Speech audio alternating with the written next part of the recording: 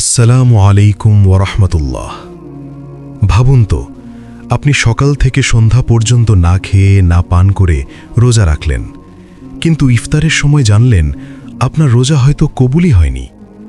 রাসূলুল্লাহ সাল্লাল্লাহু আলাইহি ওয়াসাল্লাম বলেছেন, অনেক রোজাদার আছে যারা রোজা রেখে শুধু ক্ষুধা ও তৃষ্ণাই পায়।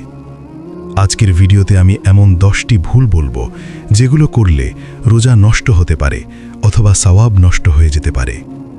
ভিডিওটি শেষ পর্যন্ত দেখুন, কারণ শেষের ভুলটি সবচেয়ে ভয়ঙ্কর।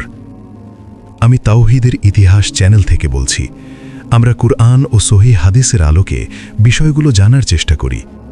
চলুন শুরু করি 10টি সাধারণ কিন্তু মারাত্মক ভুল। ভুল নম্বর 1, ইচ্ছাকৃতভাবে কিছু খাওয়া বা পান করা। যদি কেউ ইচ্ছাকৃতভাবে রোজা অবস্থায় খায় বা পান করে তাহলে রোজা ভেঙে যায়, কিন্তু ভুলে খেলে, হাদিসে আছে, ভুলে খেলে রোজা ভাঙবে না, আল্লাহ তাকে খাইয়েছেন। ভুল নম্বর 2, ইচ্ছাকৃত বমি করা। নিজে থেকে বমি করালে রোজা ভেঙে যায়, কিন্তু বমি নিজে থেকে চলে এলে রোজা নষ্ট হয় না। ভুল নম্বর 3, সহবাস।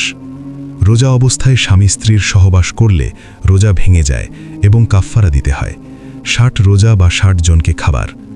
এটি সবচেয়ে গুরুতর ভুলগুলোর একটি। ভুল নম্বর 4, মিথ্যা বলা ও গীবত।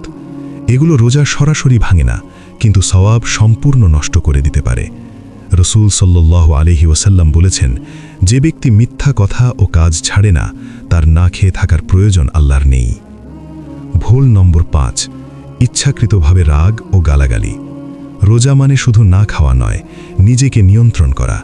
যদি কেউ ঝগড়া করতে আসে, বলবে আমি রোজাদার। ভুল নম্বর 6, নামাজ অবহেলা করা। অনেকে রোজা রাখে কিন্তু নামাজ পড়ে না। মনে রাখবেন, নামাজ ফরজ, নামাজ ছাড়া শুধু রোজা যথেষ্ট নয়। ভুল নম্বর 7, ইচ্ছাকৃত ইনজেকশন বা স্যালাইন। পুষ্টিকর, পুষ্টি সরবরাহ করে এমন ইনজেকশন রোজা ভাঙতে পারে, কিন্তু চিকিৎসার ইনজেকশন যা খাবার নয়, এ বিষয়ে আলেমদের ভিন্ন মত আছে। ভুল নম্বর 8, ইচ্ছাকৃত ধোঁয়া বা সিগারেট। সিগারেট রোজা ভেঙে দেয়, এটি খাবারের বিকল্প হিসাবে শরীরে প্রবেশ করে। ভুল নম্বর 9, ইচ্ছাকৃতভাবে রোজা ভাঙা, অর্থাৎ অজুহাত ছাড়া। শরীয়ত কারণ ছাড়া রোজা ভাঙা বড় গুনাহ। ভুল নম্বর 10, নিয়ত ছাড়া রোজা রাখা। নিয়ত অত্যন্ত গুরুত্বপূর্ণ। মনে মনে নিয়ত থাকলেই যথেষ্ট, কিন্তু একেবারে নিয়ত ছাড়া রোজা সহি হয় না। প্রিয় ভাই ও বোন, রমজান শুধু ক্ষুধা সহ্য করার মাস নয়, এটি আত্মাকে পরিশুদ্ধ করার মাস। হয়তো আমরা খাওয়া দাওয়া থেকে বিরত আছি, কিন্তু যদি আমাদের জিহ্বা, চোখ, কান নিয়ন্ত্রণে না থাকে, তাহলে আমরা শুধু ক্ষুধাই পাচ্ছি। আজকের এই 10টি ভুল থেকে নিজেকে বাঁচান।